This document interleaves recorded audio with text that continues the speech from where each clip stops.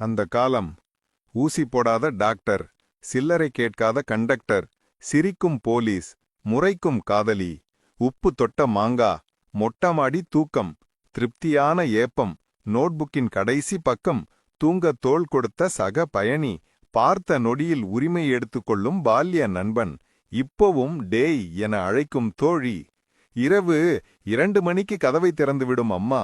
கோபம் மறந்த அப்பா, சட்டையை ஆட்டை போடும் தம்பி, அக்கறை காட்டும் அண்ணன், அதட்டும் அக்கா, மாட்டிவிடாத தங்கை, சமையல் பழகும் மனைவி, சேலைக்கு ஃப்ளீட்ஸ் எடுத்து விடும் கணவன், வழிவிடும் ஆட்டோக்காரர், ஹை பீம் போடாத லாரி ஓட்டுனர், அரை மூடி தேங்கா, 12 மணி குல்ஃபி, சண்டே சாலை, மரத்தடி அரட்டை, தூங்க விடாத கொரட்டை,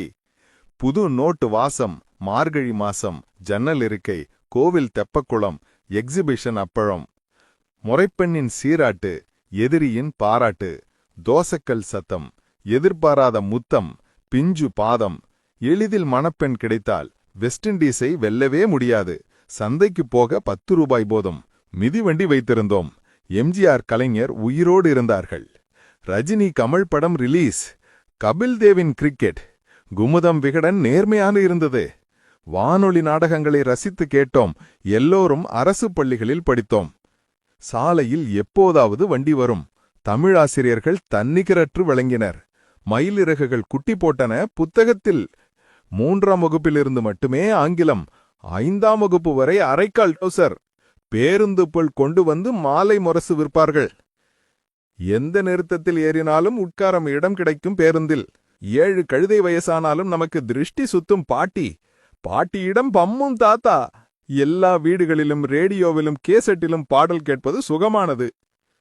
வீடுகளின் முன் பெண்கள் காலையில் கோலமிட்டார்கள், மாலை பொழுதுகளில் வீட்டின் முன் அரட்டை அடிப்பார்கள், சினிமாவுக்கு செல்ல 2 நாளைக்கு முன்பே திட்டமிடுவோம், ஆடி 18 தீபாவளி பண்டிகையை கொண்டாட 1 மாதத்துக்கு முன்பே திட்டமிடுவோம், பருவ பெண்கள் பாவாடை தாவணி உடுத்தினர், சுவாசிக்க காற்று இருந்தது, கொடி தண்ணீரை யாரும் விலைக்கு வாங்கவில்லை, தெருவில் சிறுமிகள் பல்லாங்கொள்ளி ஆடுவார்கள், அவர்களை கலாய்த்துக் கொண்டே நாங்கள் நுங்கு வண்டி ஓட்டுவோம். இதை கூறும் நான், படிக்கும் நீங்கள்,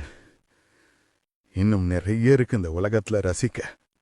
கடந்து தொலைந்து போனவை நம் நாட்கள் மட்டுமல்ல, நம் சுகங்களும் தான். அனுபவித்தவர்கள் யார் யார்? மனசுக்குள்ள ஒரு நமட்டு சிரிப்பு வருமே, உண்மையா இல்லையா?